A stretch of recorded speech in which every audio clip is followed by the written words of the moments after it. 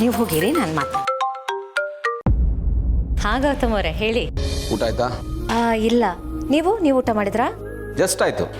ಏನು ಸಡನ್ನಾಗಿ ಕಾಲ್ ಮಾಡಿಬಿಟ್ಟಿದ್ದೀರಾ? ಏನಾದರೂ ಇಂಪಾರ್ಟೆಂಟ್ ವಿಷಯ ಹೇಳೋದಿತ್ತಾ? ಏನಿಲ್ಲಪ್ಪ, ಸುಮ್ಮನೆ ಹಾಗೆ ಫೋನ್ ಮಾಡಿದೆ ಅಷ್ಟೇ, ಊಟ ಆಯ್ತಾ ಅಂತ ಕೇಳಕ್ಕೆ. ಅಷ್ಟೇನಾ? ಹಾಂ, ಡೈಲಿ ನೀವು ಫೋನ್ ಮಾಡಿ ನನಗೆ ಕೇಳ್ತಾ ಇದ್ರಿ. ಫಾರ್ ಎ ಚೇಂಜ್ ನಾನು ಇವತ್ತು ಕೇಳೋಣ ಅಂತ ಅನ್ನಿಸ್ತು. ಥ್ಯಾಂಕ್ ಯು ಸೋ ಮಚ್ ನೀವು ಕಾಲ್ ಮಾಡಿ ಕೇಳಿದ್ದಕ್ಕೆ. ರೀ, ಯಾಕ್ರಿ ಹಾಗೆ ಹೇಳ್ತಾ ಇದ್ದೀರಾ? ನಾನು ನಿಮ್ಮ ಕಣ್ಣಿಗೆ ಅಷ್ಟೊಂದು ಕೆಟ್ಟೊಂಥರ ಕಾಣಿಸ್ತೀನಾ? ಅಯ್ಯೋ ಹಾಗಲ್ಲ, ನೆನ್ಪು ಮಾಡ್ಕೊಂಡು ಕಾಲ್ ಮಾಡಿದ್ರಲ್ಲ ಅದಕ್ಕೆ ಹೇಳಿದೆ. Means a lot. ಮತ್ತೆ ಯಾಕೆ ಇಷ್ಟೊತ್ತಾದರೂ ಊಟ ಮಾಡಿಲ್ಲ? ಇದು ಇವತ್ತು ಊಟ ಮಾಡೋಕ್ಕೆ ಟೈಮ್ ಇರಲಿಲ್ಲ, ಮನೆಯಿಂದನೂ ಏನೂ ತಂದಿರಲಿಲ್ಲ, ಅದಕ್ಕೆ ಇನ್ನೂ ಹಚ್ಕೊಂಡಿದ್ದೀನಿ. ಆನ್ಲೈನಲ್ಲಿ ಆರ್ಡ್ರ್ ಮಾಡಲಾ? ಅಯ್ಯೋ ಬೇಡಪ್ಪ, ನೀವು ಆರ್ಡ್ರ್ ಮಾಡಿ ಅದು ಬರೋ ಅಷ್ಟರಲ್ಲಿ ನನ್ನ ಹಸುವೆ ಹಿಂಗೋಗಿರುತ್ತೆ. ನಾನು ಇಲ್ಲೇ ಕ್ಯಾಂಟೀನಲ್ಲಿ ಏನಾದರೂ ತಿಂತೀನಿ. ನೋಡ್ರಿ, ಹಸುಕೊಂಡಿದ್ದಾಗ ಹಾಗೆಲ್ಲ ಕೈಗೆ ಸಿಕ್ಕಿದ್ದೆಲ್ಲ ತಿನ್ನಬಾರ್ದು, ಒಳ್ಳೆ ಫುಡ್ಡೇ ತಿನ್ನಬೇಕು. ಅವೆಲ್ಲ ಕಷ್ಟಪಡೋದು ಹೊಟ್ಟೆಗೋಸ್ಕರನೇ ಅಲ್ವೇನ್ರಿ? ಹೊಟ್ಟೆ ತಣ್ಣಗಿದ್ರೆ ನಮ್ಮ ಮೈಂಡ್ ತಣ್ಣಗಿರುತ್ತೆ, ಜೀವನ ಚೆನ್ನಾಗಿರುತ್ತೆ. ನೀವು ಹೊಟ್ಟೆನ ಎಲ್ಲಿ ಬಿಟ್ಕೊಡ್ತೀರಾ? ಹೊಟ್ಟೆನೇ ಮೇಯ್ನ್ ಅಲ್ವಾ ನಿಮಗೆ? ವರಿ ಮಾಡ್ಕೋಬೇಡಿ, ನಾನು ಇಲ್ಲೇ ಏನಾದರೂ ತಿಂತೀನಿ. ನೀಟಾಗಿ ಮಾಡ್ತಾರೆ, ತುಂಬ ಚೆನ್ನಾಗಿ ಅಡುಗೆ ಮಾಡ್ತಾರೆ. ಅದರಲ್ಲೂ ಬಿಸಿಬೇಳೆ ಬಾತ್ ಅಂತೂ ಗೌತಮ್ ಅವರೇ ನಿಜವಾಗ್ಲೂ ನೀವು ತಿನ್ನಬೇಕು, ಅಷ್ಟು ರುಚಿಯಾಗಿರುತ್ತೆ. ಓಹೋ, ಈಗ ನೀವು ಆ ಬಿಸಿಬೇಳೆ ಬಾತ್ ಬಗ್ಗೆ ಎಷ್ಟು ಬಿಲ್ಡಪ್ ಕೊಡ್ತಾ ಇದ್ದೀರಾ ಅಂತ ಹೇಳಿದ್ರೆ ನನಗಾಗಲೇ ಹಸು ಶುರು ಆಗ್ಬಿಡ್ತು ನೋಡಿ. ಸರಿ, ನಕ್ಕಿದ್ದು ಸಾಕು, ಹೇಳಿ, ಆನ್ಲೈನಲ್ಲಿ ಆರ್ಡ್ರ್ ಮಾಡಲಾ?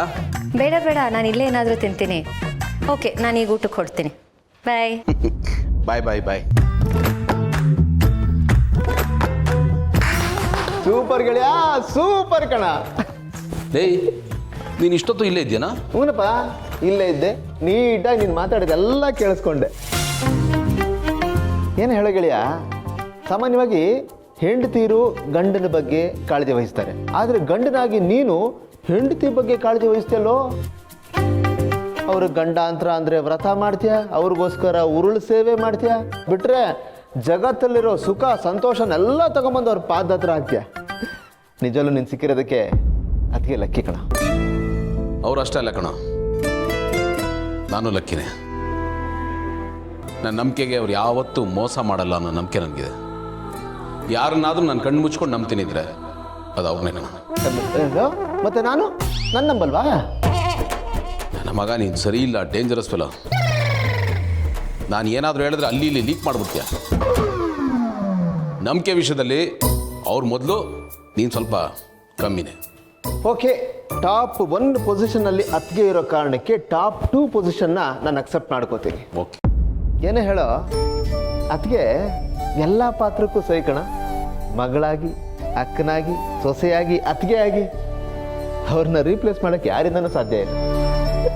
ನಿಜ. ಮತ್ತೆ ಅವರೇ ಫೋನ್ ಮಾಡ್ತಿದ್ದಾರೆ. ಮಾತಾಡು. ಎಕ್ಸ್ಕ್ಯೂಸ್ ಮೀ, ತಾವು ಹೊರಗ್ಬೋದು? ನಾನು ನೋಡು, ಯಾಕಪ್ಪ ಅಪರ್ಣ ಫೋನ್ ಬಂದಾಗ ನಾವಿಲ್ಲ ಮಾತಾಡಲ್ವಾ? ತಾವು ಮಾತಾಡು. ಏಯ್, ಗಂಡ ಹೆಂಡತಿ ಮಧ್ಯೆ 1000 ಇರುತ್ತೆ, ಹೋಗಿದ್ರೆ ಹೋಗ್ತಾ ಇರಬೇಕು. ಏನಂದ್ರೆ ಗಂಡ ಹೆಂಡತಿ ಮಧ್ಯೆ? ಇದೊಂದು ಮಾತಿಗೆ ತುಂಬ ಖುಷಿ ಆಯಿತು. ಈ ಖುಷಿಗೋಸ್ಕರ ಹೋಗ್ತಾ ಇದ್ದೀನಿ ಅಷ್ಟೇ. ಕ್ಯಾರಿಯರ್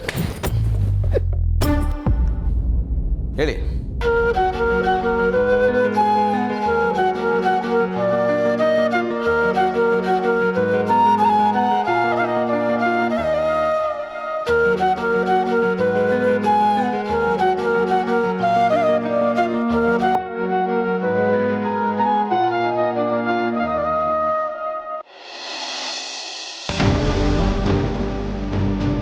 ಪ್ರೀತಿ ಅನ್ನೋದು ಬರೀ ಫೀಲಿಂಗ್ಸ್ ಅಲ್ಲ, ಪ್ರೀತಿ ಅನ್ನೋದು ದೊಡ್ಡ ಜವಾಬ್ದಾರಿ ಪಾರ್ಥ. ಈ ವಿಷಯ ಯಾರಿಗಾದ್ರೂ ಗೊತ್ತಾದ್ರೆ ನಿಮ್ಮಿಬ್ಬರ ಬಗ್ಗೆ ಒಪಿನಿಯನ್ ಚೇಂಜ್ ಆಗೋಗ್ಬಿಡುತ್ತೆ.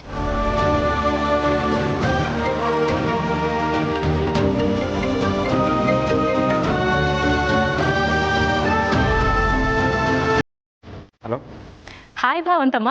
ಹೇಳಿ. ಅಯ್ಯೋ, ಅದ್ಯಾಕೆ ಇಷ್ಟೊಂದು ಡ್ರೈ ಆಗಿ ಹೇಳಿ ಅಂತ ಹೇಳ್ತಾ ಇದ್ದೀರಾ? ಏನಾಯ್ತು ನಿಮಗೆ? ನಾನು ಯಾವಾಗಲೂ ಭಾವಂತಮ್ಮ ಅಂತ ಹೇಳಿದ್ರೆ ಹಾಯ್ ಅದಕ್ಕೆ ತಂಗಿ ಅಂತೆಲ್ಲ ಹೇಳ್ತಾ ಇದ್ರಿ, ಎಲ್ಲಿ ಹೋಯ್ತು ನಿಮ್ಮ ಜೋಶು? ನೀವಿನ್ನೂ ರಿಪೇರಿ ಆಗೇ ಅಲ್ವಾ? ಮತ್ತೆ ಅವತ್ತು ಬ್ಯುಸಿ ಇದ್ದೀನಿ ಆಮೇಲೆ ಮಾಡ್ತೀನಿ ಅಂತ ಹೇಳಿದ್ರಿ, ಮತ್ತೆ ಫೋನು ಇಲ್ಲ, ಮೆಸೇಜು ಇಲ್ಲ. ಭಾವಂತಮ್ಮ, ನಂಗೆ ಕ್ಲಾರಿಟಿ ಬೇಕು. ನಿಜ ಹೇಳಿ, ಏನಾಗಿದೆ ನಿಮಗೆ? ಯಾಕೆ ಈ ಥರ ಇದ್ದೀರಾ? ಈಗೀಗ ಪಾರ್ಥ ಹೋಗಿ ಅಪಾರ್ಥ ಆಗ್ತಾ ಇದ್ದೀರಾ ನೀವು. ನಿಮ್ಮನ್ನು ಅರ್ಥ ಮಾಡ್ಕೊಳ್ಳೋದಕ್ಕೆ ಕಷ್ಟ ಆಗ್ತಿದೆ ನನಗೆ. ಆ್ಯಕ್ಚುಲಿ ಇವತ್ತು ನನಗೊಂದು ಕೆಲಸ ಇತ್ತು, ಹಾಗಾಗಿ ಬ್ಯುಸಿ ಆಗಿಬಿಟ್ಟಿದ್ದೀನಿ. ಇನ್ಫ್ಯಾಕ್ಟ್ ಈಗಲೂ ಬ್ಯುಸಿ ಇದ್ದೀನಿ. ಇವತ್ತು ನನಗೆ ತುಂಬಾ ಕೆಲಸ ಇದೆ, ಆಮೇಲೆ ಒಂದು ಮೀಟಿಂಗ್ ಕೂಡ ಇದೆ. ನಿಮಗೆ ಕೆಲಸ ಇದೆಯಾ? ಮೀಟಿಂಗ್ ಬೇರೆ ಇರುತ್ತಾ ನಿಮಗೆ? ನಾನು ಇದನ್ನು ನಂಬಬೇಕು. ನನ್ನ ಕಿವಿಗೆ ಲಾಲ್ ಬಾಗ್ ಇಡೋಕ್ಕೆ ಬರಬೇಡಿ ನೀವು. ಇಲ್ಲ ಕಣ್ರಿ, ನಾನು ನಿಜಾನೇ ಹೇಳ್ತಾ ಇದ್ದೀನಿ. ಹಲೋ, ಸಾಕು, ಕತೆ ಎಲ್ಲ ಹೇಳಬೇಡಿ. ನೀವೀಗ ನಿಜ ಹೇಳಿ, ನೀವು ನನ್ನ ಅವಾಯ್ಡ್ ಮಾಡ್ತಾ ಇದ್ದೀರಾ ಅಲ್ವಾ? ಸಿಗು ಅಂದರೆ ಸಿಗಲ್ಲ, ಫೋನ್ ಇಲ್ಲ, ಮೆಸೇಜ್ ಇಲ್ಲ, ಯಾಕೆ ಈ ಥರ ಮಾಡ್ತಾ ಇದ್ದೀರಾ? ನೋಡಿ, ನಿಮ್ಗೇನಾಗಿದೆ, ನೀವು ಯಾಕೆ ಈ ಥರ ಬಿಹೇವ್ ಮಾಡ್ತಾ ಇದ್ದೀರಾ ನನಗೇನು ಅರ್ಥ ಆಗ್ತಾ ಇಲ್ಲ. ಒಬ್ಳೇ ಕೂತಾಗ ಏನೇನೋ ಯೋಚನೆ ಬರ್ತಾ ಇದೆ. ನೀವು ನನ್ನ ಬಿಟ್ಟು ಹೋಗ್ತೀರಾ ಅನಿಸ್ತಾ ಇದೆ ನನಗೆ. ರೀ, ಯಾಕ್ರಿ ಈ ಥರ ಎಲ್ಲ ಅನ್ಕೋತೀರಾ? ನೋಡಿ, ಲೈಫಲ್ಲಿ ಏನಾದರೂ ಮಾಡಬೇಕು ಅಂತ ಸೀರಿಯಸ್ಸಾಗಿ ಫೋಕಸ್ ಮಾಡೋದು ತಪ್ಪ. ನೀವು ನನ್ನ ಮಿಸ್ಅಂಡರ್ಸ್ಟ್ಯಾಂಡ್ ಮಾಡ್ಕೋತಾ ಇದ್ದೀರಾ. ನೋಡಿ ಭಾವಂತಮ್ಮ, ನನ್ನ ಲೈಫಲ್ಲಿ ಎಲ್ಲ ಥರದ ಫೇಲ್ಯೂರ್ಸ್ನ, ಡಿಸಪಾಯಿಂಟ್ಮೆಂಟ್ನ ನೋಡ್ಬಿಟ್ಟಿದ್ದೀನಿ ನಾನು. ಅದನ್ನೆಲ್ಲ ಕ್ರಾಸ್ ಮಾಡಿ ಇಲ್ಲಿವರೆಗೂ ಬಂದು ನಿಂತಿದ್ದೀನಿ. ನಿಮ್ಮ ಜೊತೆ ಕಮಿಟ್ ಆಗಿದ್ದೀನಿ, ಏನೇನೋ ಕನಸುಗಳನ್ನ ಕಟ್ಕೊಂಡಿದ್ದೀನಿ. ಈಗೇನಾದರೂ ಹೆಚ್ಚು ಕಡಿಮೆ ಆದರೆ ಅದನ್ನು ಸಹಿಸ್ಕೊಳ್ಳೋ ಶಕ್ತಿ ನನಗಿಲ್ಲ. ನಾನು ಇದನ್ನು ಇವಾಗಲೇ ಕ್ಲಿಯರ್ ಮಾಡ್ತಾ ಇದ್ದೀನಿ. ಹಾಗೇನಾದರೂ ಆದರೆ ನಾನು ಏನಾಗ್ತೀನೋ ನನಗೆ ಗೊತ್ತಿಲ್ಲ. ರೀ, ಪ್ಲೀಸ್ ನೋಡಿ, ಆ ಥರ ಎಲ್ಲ ಏನೂ ಆಗಲ್ಲ. ನೋಡಿ, ಅದನ್ನೆಲ್ಲ ಯೋಚನೆ ಮಾಡೋದು ಬಿಟ್ಟು ಆರಾಮಾಗಿರಿ. ಸರಿ, ಭಾವಂತಮ್ಮ ಯಾಕೆ ಈ ಥರ ಬಿಹೇವ್ ಮಾಡ್ತಾ ಇದ್ದಾರೆ? ಏನಾಗಿದೆ ಇವರಿಗೆ? ಮನೇಲಿ ಏನಾದರೂ ಪ್ರಾಬ್ಲಮ್ ಆಗಿರ್ಬೋದಾ? ಛೇ, ಒಂದು ಕಡೆ ಅದಕ್ಕೆ, ಇನ್ನೊಂದು ಕಡೆ ಅದಕ್ಕೆ ತಂಗಿ. ಈ ಕಡೆ ಅದಕ್ಕೆ ಸುಳ್ಳು ಹೇಳೋಕ್ಕೂ ಆಗಲ್ಲ, ಈ ಕಡೆ ಅದಕ್ಕೆ ತಂಗಿ ಹರ್ಟ್ ಮಾಡೋಕ್ಕೂ ಆಗಲ್ಲ. ಇದನ್ನು ಹೇಗೆ ಬ್ಯಾಲೆನ್ಸ್ ಮಾಡೋದು ಅಂತಲೇ ನನಗೆ ಅರ್ಥ ಆಗ್ತಾ ಇಲ್ಲ. ನಿಜವಾಗ್ಲೂ ಈ ರಿಲೇಷನ್ಶಿಪ್ ಮ್ಯಾನೇಜ್ ಮಾಡೋದು ತುಂಬಾ ಕಷ್ಟ.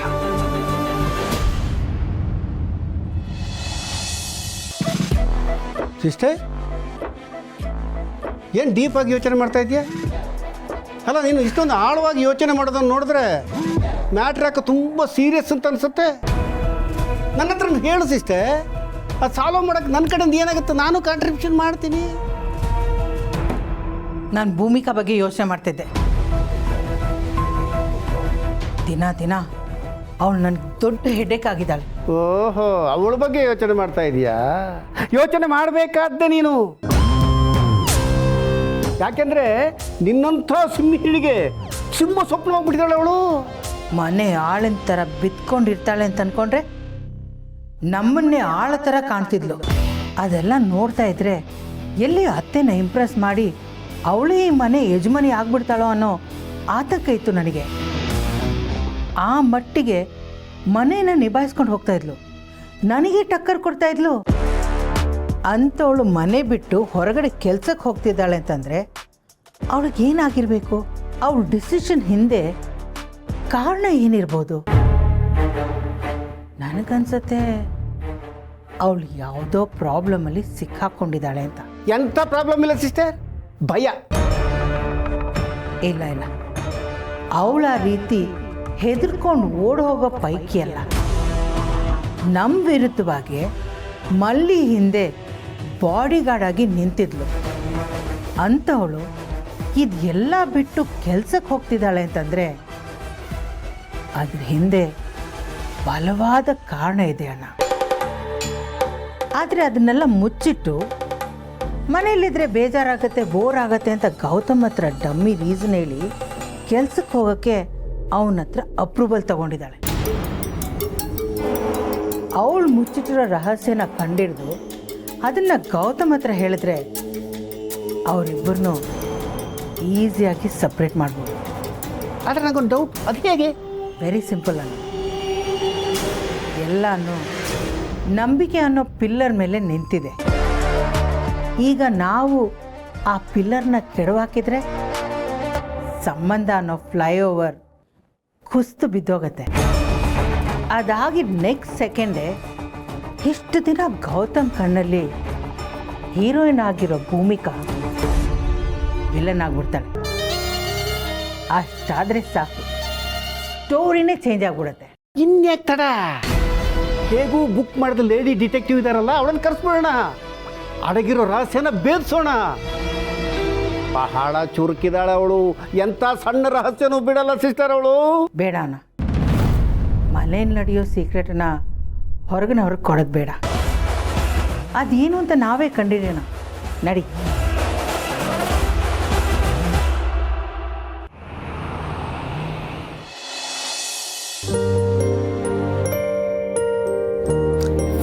ನಿನಗೆ ಕಾಲ್ ಮಾಡ್ತಿದ್ದೆ. ರೆಸ್ಯೂಮೆ ಮತ್ತು ಎಕ್ಸ್ಪೀರಿಯನ್ಸ್ ಲೆಟರ್ ತಂದಿದ್ಯಾ? ಹಾಂ ಅಕ್ಕ ತಗೊಳ್ಳಿ. ಬಟ್ ಯಾಕಕ್ಕ ಇದನ್ನೆಲ್ಲ ತರೋದಕ್ಕೆ ಹೇಳಿದೆ?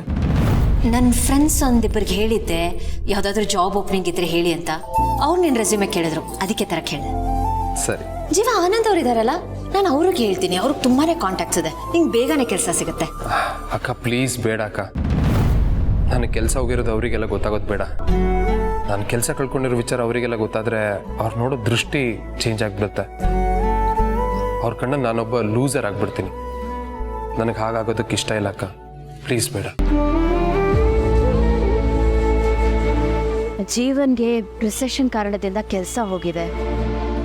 ಅಕ್ಕ ಏನು ಯೋಚನೆ ಮಾಡ್ತಿದ್ಯಾ? ಏನಿಲ್ಲ, ಸರಿ, ನಾನು ಯಾರಿಗೂ ಹೇಳಲ್ಲ. ಥ್ಯಾಂಕ್ಸ್ ಅಕ್ಕ. ನೀನೊಬ್ಳು ಇದ್ದಿದ್ದಕ್ಕೆ ನನ್ನ ಕಷ್ಟನ ನಾನು ಹಂಚ್ಕೊಳ್ಳೋದಕ್ಕಾಯ್ತು. ಇಲ್ಲ ಅಂತಿದ್ರೆ ನಾನು ಯಾರ ಹತ್ರ ನನ್ನ ಕಷ್ಟ ಹೇಳ್ಕೊಳೋಕೆ ಆಗ್ತಿರಲಿಲ್ಲ. ನೀನು ನನ್ನ ಮೆಂಟಲ್ ಬರ್ಡನ್ನ ಸ್ವಲ್ಪ ಕಮ್ಮಿ ಮಾಡಿದೆ. ಎಷ್ಟು ವಿಚಿತ್ರ ಅಲ್ವಾ? ಸುತ್ತಲೂ ನಮ್ಮವರಿದ್ರೂ ಕಷ್ಟ ಅಂತ ಬಂದಾಗ ನಾವು ತೀರಾ ಒಂಟಿ ಆಗ್ಬಿಡ್ತೀವಿ. ಯಾರ ಹತ್ರ ಏನೂ ಶೇರ್ ಮಾಡ್ಕೊಳಕ್ಕಾಗಲ್ಲ. ಇದೆಲ್ಲ ತುಂಬ ಕಷ್ಟ ಅಕ್ಕ.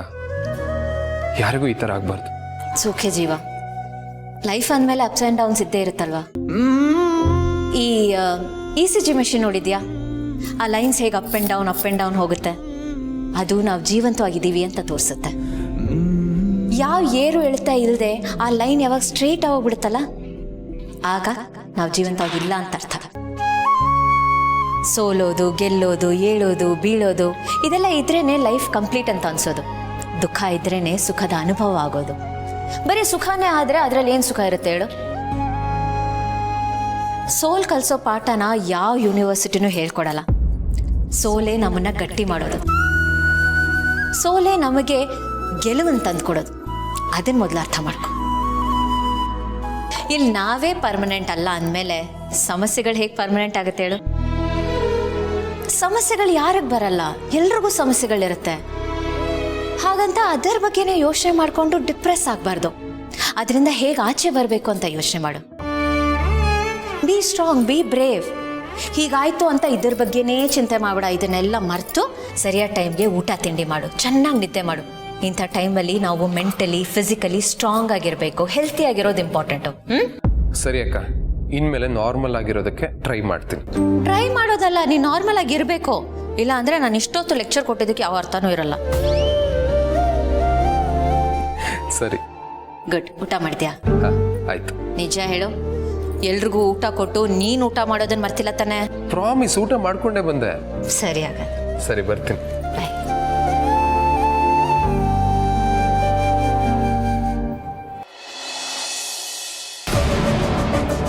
ಸಿಸ್ಟರ್, ಈ ರೂಮಲ್ಲಿ ಅವರಿಬ್ಬರು ಇಲ್ಲ, ಮತ್ತೆ ಯಾಕೆ ಕರ್ಕೊಂಡ್ಬಂದೆ? ಯಾರೂ ಇಲ್ಲ, ಅದಕ್ಕೆ ತಾನೇ ಕರ್ಕೊಂಡು ಬಂದಿದ್ದು. ಹುಡುಕಿದ್ರೆ ಏನಾದರೂ ಸಾಕ್ಷಿ ಸಿಗತ್ತೆ. ಅದು ಏನು ಹುಡುಕ್ಬೇಕು ಅಂತ ಏನು ಅಂತ ಗೊತ್ತಿಲ್ಲ ಅಣ್ಣ. ನಮ್ಮ ಅದೃಷ್ಟ ಚೆನ್ನಾಗಿದ್ರೆ ಏನಾದರೂ ಸಾಕ್ಷಿ ಸಿಗತ್ತೆ. ಹುಡುಕು. ಏನು ಹುಡುಕ್ಬೇಕು ಅಂತ ಗೊತ್ತಿಲ್ಲ. ಒಟ್ಟು ಹುಡುಕು ಅಣ್ಣ, ಅದರಲ್ಲಿ ಏನು ಸಿಗತ್ತೆ? ಅಷ್ಟೇ.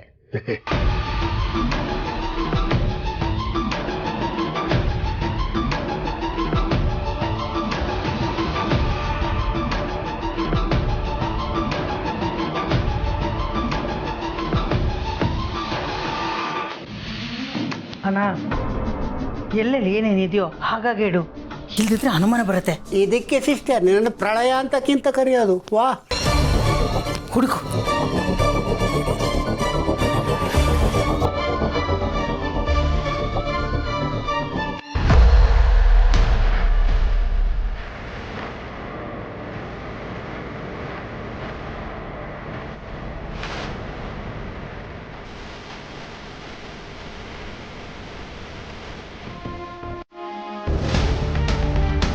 ಅಣ್ಣ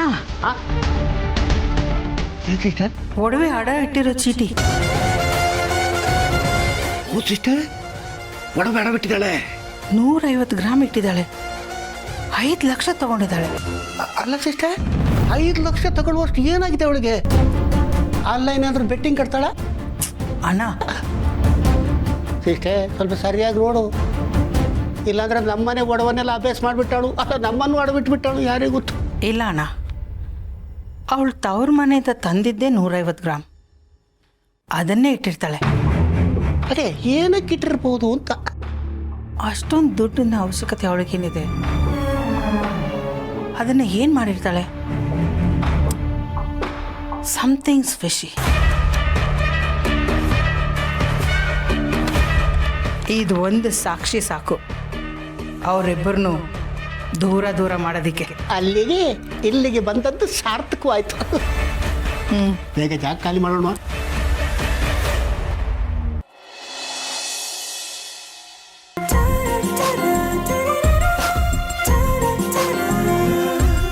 ಮಲ್ಲಿ ಅವರೇ, ಹಾಯ್. ಅರೆ ಅಪೇಕ್ಷಾ ಮೇಡಮ್, ಸಂದಾಕಿದ್ದೀರಾ? ನಾನು ಚೆನ್ನಾಗಿದ್ದೀನಿ, ನೀವು ಹೇಗಿದ್ದೀರಾ? ನಾನು ಸಂದಾಕಿದ್ದೀನಿ. ಬನ್ನಿ ಬನ್ನಿ, ಕೂತ್ಕೊ ಬನ್ನಿ ಬನ್ನಿ, ಕೂತ್ಕೊಳ್ಳಿ.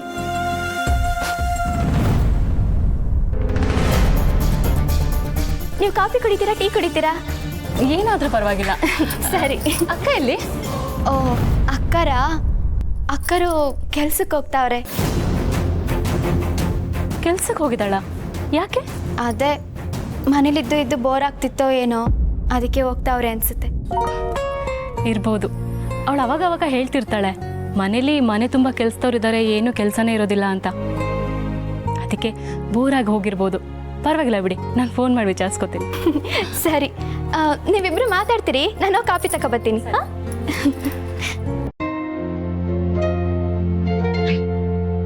ಯಾಕೆ ಬಂದ್ರಿ?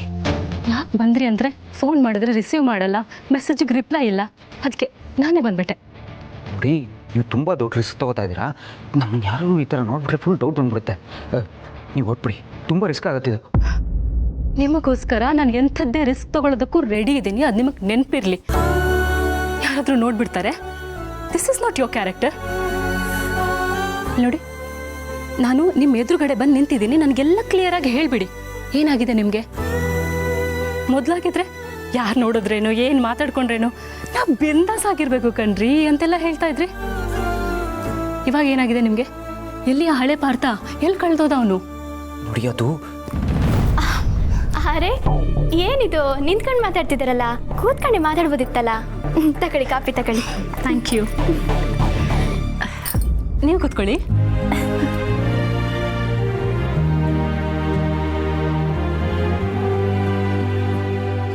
ತುಂಬ ಚೆನ್ನಾಗಿದೆ.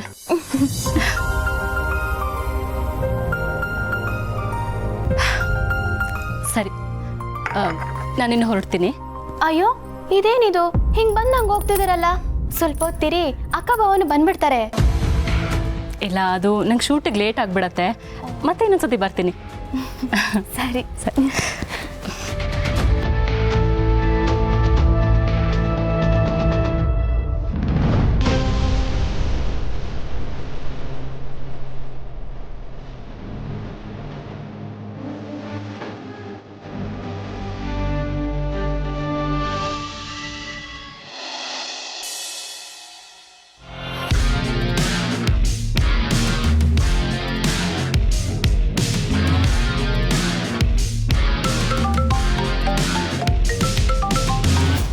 ಹಾಂ ಗೌತಮ್ ಅವರೇ. ಭೂಮಿಕಾ ಅವರೇ, ಇಲ್ಲೇ ನಿಮ್ಮ ಕೋಚಿಂಗ್ ಸೆಂಟರ್ ಹತ್ರ ಕೆಳಗಡೆ ಕಾಯ್ತಾ ಇದ್ದೀನಿ. ಹಾಂ, ಬಂದೆ. ಏನೇನು ಕರೆಕ್ಟ್ ಟೈಮಿಗೆ ಬಂದ್ಬಿಟ್ಟಿದ್ದಾರೆ.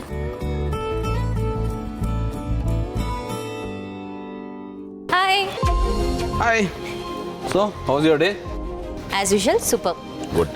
ಇನ್ಫ್ಯಾಕ್ಟ್ ನಾವು ಇಷ್ಟಪಟ್ಟು ಕೆಲಸ ಮಾಡೋದೆಲ್ಲನೂ ಸೂಪರಾಗೇ ಇರುತ್ತಲ್ವಾ? ಕರೆಕ್ಟ್. ಈವನ್ ನಾವು ಇಷ್ಟಪಡೋರಿಗೋಸ್ಕರ ಏನಾದರೂ ಮಾಡಿದ್ರೆ ಅದು ಚೆನ್ನಾಗಿರುತ್ತೆ, ಅಲ್ಲಿ ಪ್ರೀತಿ ಇರುತ್ತಲ್ಲ. ಹಾಂ, ಈಗ ನೀವು ನನ್ನನ್ನು ಬಂದು ಪಿಕಪ್ ಮಾಡಿರೋದು ಅದಕ್ಕೆ ಅಲ್ವಾ? ಸರಿ, ಏನಂದ್ರಿ? ಏನಿಲ್ಲ, ಬನ್ನಿ ಹೋಗೋಣ. ಬನ್ನಿ. ಅವು ಸ್ಯಾಡ್ ಅಲ್ವಾ? ಗೌತಮ್ ದಿವಾನ್ ಅವ್ರನ್ನ ಮದುವೆ ಆಗಬೇಕು ಅನ್ಕೊಂಡಿದ್ದೆ, ಆದ್ರೆ ಅವರಿಗೆ ಭೂಮಿಕಾ ಮೇಡಮ್ ಸಿಕ್ಕಿದ್ದಾರೆ.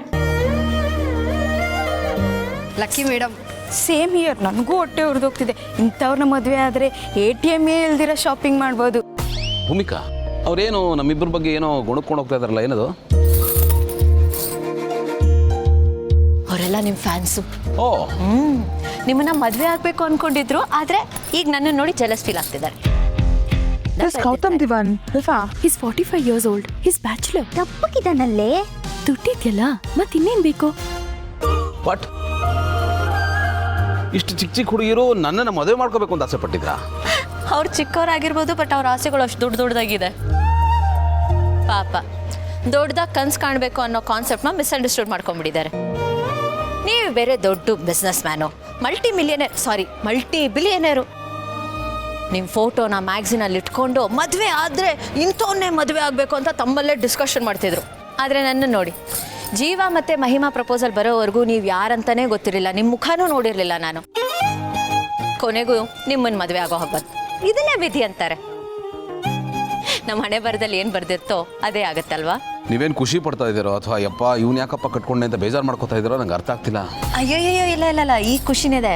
ಮದುವೆ ಟೈಮಲ್ಲಿ ಸ್ವಲ್ಪ ಬೇಜಾರಿತ್ತು, ಬಟ್ ಈಗ ಹಾಗೇನಲ್ಲ, ಈಗ ನಾನು ತುಂಬಾ ಖುಷಿಯಾಗಿದ್ದೀನಿ. ಓಕೆ. ನಾವಿಬ್ಬರು ನಾರ್ತ್ ಪೋಲ್ ಸೌತ್ ಪೋಲ್ ಥರ ಇದ್ವಿ. ಆದರೆ ಈಗ ಈ ರೀತಿ ಪಕ್ಕದಲ್ಲಿ ನಿಂತ್ಕೊಂಡು ಹಿಂದೆ ಆಗಿರೋದನ್ನೆಲ್ಲ ನೆನೆಸ್ಕೊಂಡು ನಗ್ತಾ ಇದ್ದೀವಿ. ನಮ್ಮಲ್ಲಾಗಿರೋ ಈ ಬದಲಾವಣೆಗೆ ಏನಂತ ಕರಿಬೇಕಂತಾನೆ ಗೊತ್ತಾಗ್ತಿಲ್ಲ.